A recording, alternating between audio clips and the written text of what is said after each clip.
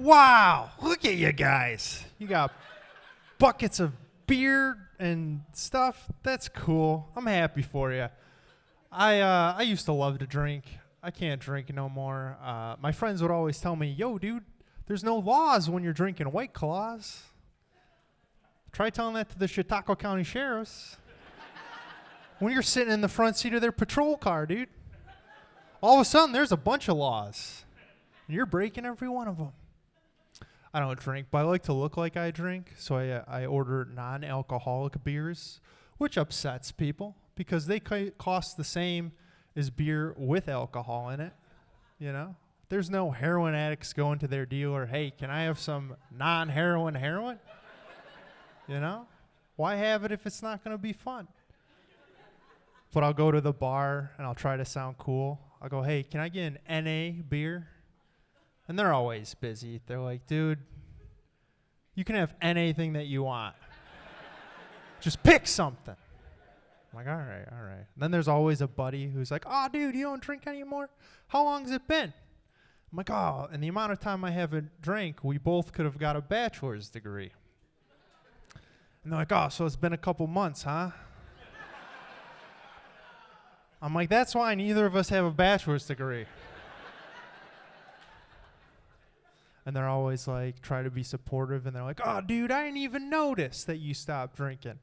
Which kind of hurts when you're trying really hard not to do something that you want to do. And I'm like, oh, is this because I'm still fun to be around? I'm still the same cool Jake? They're like, no, I didn't notice because you still pee your pants at the end of every night. I'm like, yeah, dude, I drink a lot of water now. Turns out it was a time management problem, not an alcohol thing.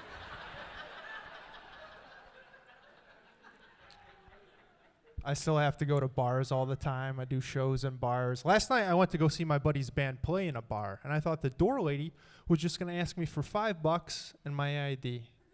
She puts her hand on me, goes, hey, you got autism?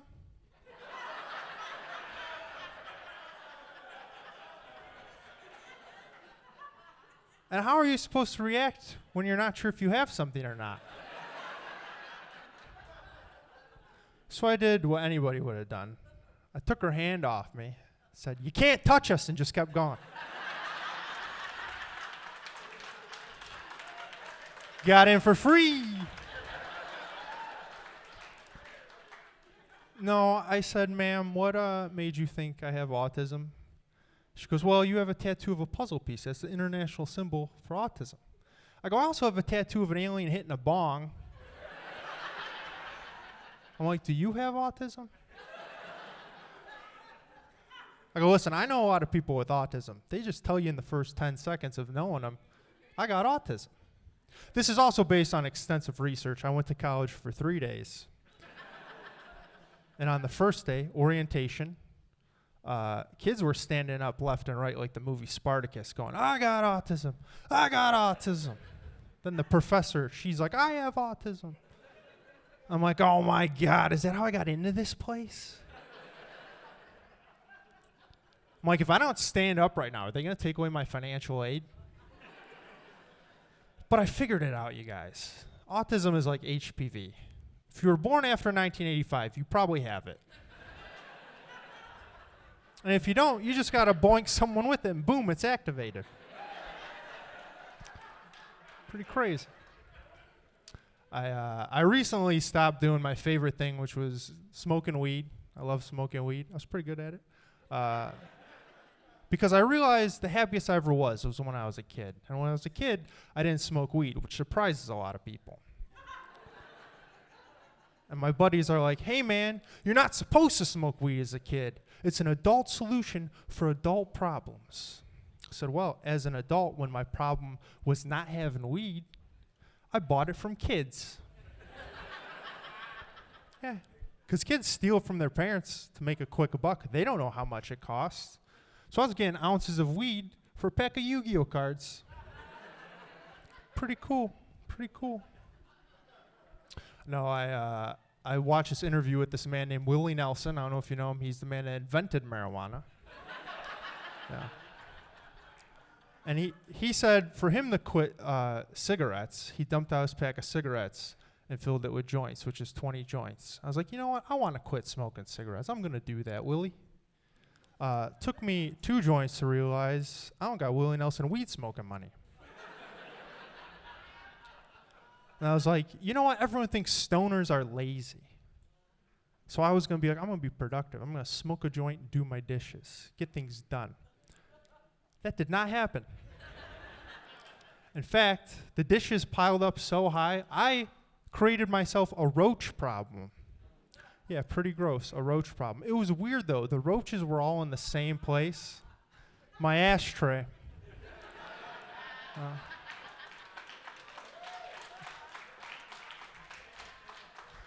I feel like some of you either don't smoke weed or you're way too high right now. But yeah, and now I'm happy now that weed's legal in most places. They label edibles, because that was dangerous, just going to eat something and boom, you're high. It happened to me once. I came home and Mama was like, we have a problem. Your dad got into your stash. I go, well, how much did he have? She goes, the whole thing. I'm like, oh, okay. She goes, go check on him. Make sure he's okay. He's your problem now. He was fine. I walked in. He's sitting there eating a turkey sandwich with chocolate syrup and Gushers. Watching his favorite movie, laughing at his favorite movie, Saving Private Ryan.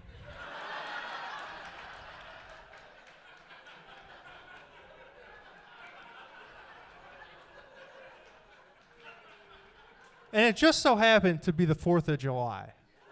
So he was so excited for the fireworks. But he went outside. He's like, wow, look at him. I'm like, Dad, it's 3 in the afternoon. That's the sun, dude. You got to get inside.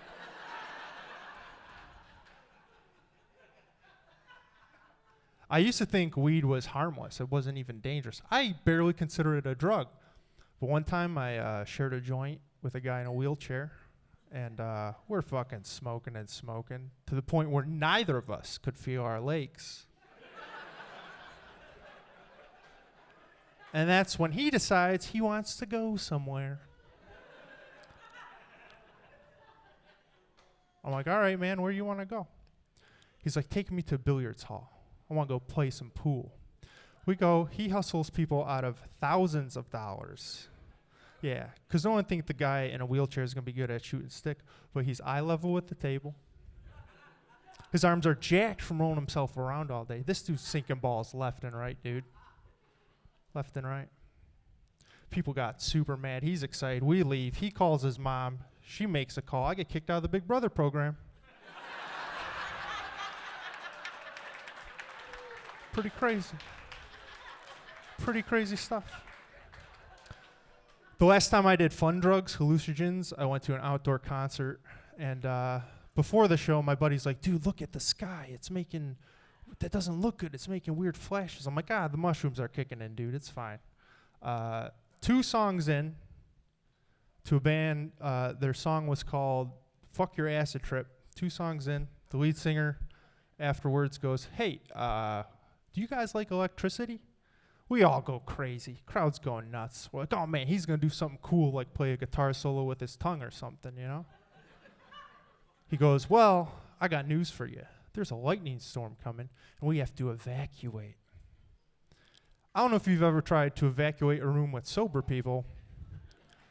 Panic happens. People on drugs couldn't be bothered. So they send out a man with a megaphone, and the reverb was still on. So the guy goes, ladies, gentlemen. We need you to exit in an orderly fashion.